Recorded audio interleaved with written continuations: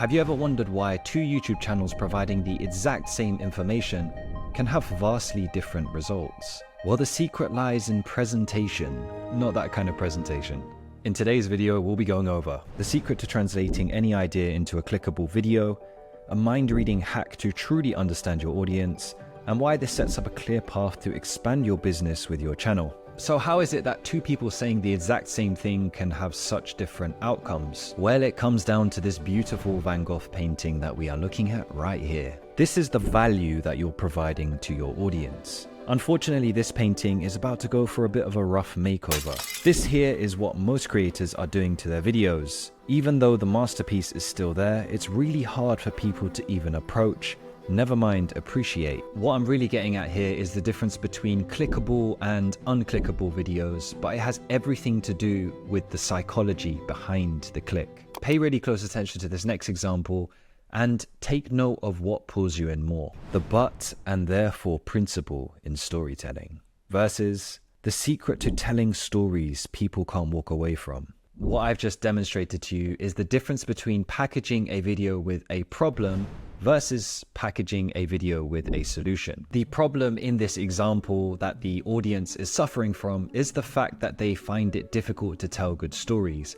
One of the solutions to that is the but therefore principle, but they don't know that. And if they don't know that, then why would they search up a video or click on a video about the but therefore principle? You're always better off packaging your video with problems rather than solutions if you're looking to reach a wider audience. Don't worry so much about the solutions. Once they click on the video, the solutions are there for them, but you need to grab their attention in another way. If they even click, that is. Because it's not just down to presenting a problem that will increase your click-through rate. You need to make sure that they are problems that your audience is actually suffering from. But if you have little to no audience to begin with, how do you even begin understanding what your audience's problems are? Well, if you're experienced and credible in your field, you can probably build a list of problems off the top of your head that your audience might be experiencing, but this isn't the most effective route. There are actually two pathways you can go about doing this. The first way is something I talk about quite a lot, but the second is a little bit more sneaky. First of all, we're going to 5 to 10 top competitors in your niche and listing their videos from the highest view count onwards. We're going to build a list of smash hits, ideally from the last 2 or 3 years. Pay attention to videos that have overperformed in terms of views relative to the channel's sub count.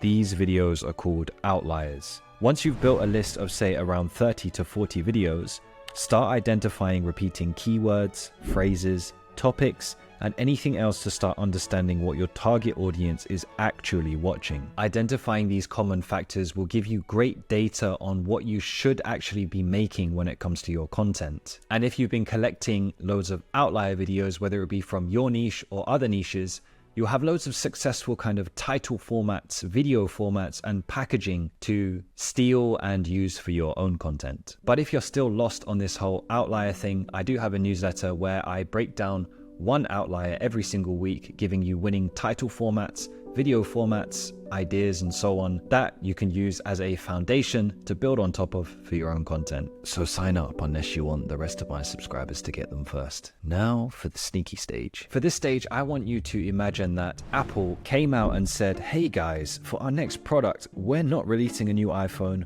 We've actually designed a state-of-the-art door handle for your shed. They'd still sell like crazy because they're Apple though, right?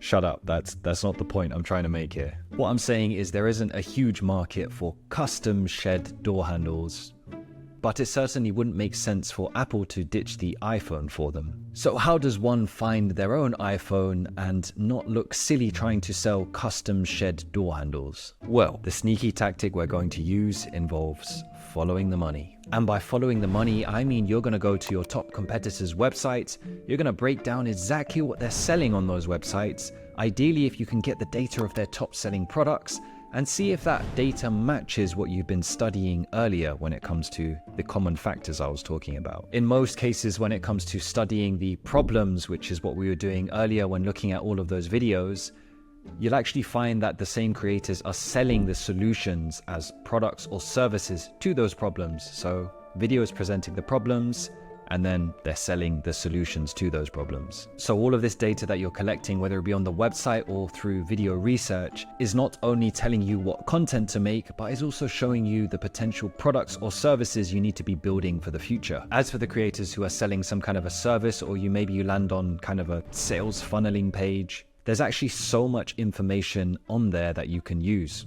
They put so much money into refining these sales pages, so there's golden information all there. Just look at the headlines, sub-headlines.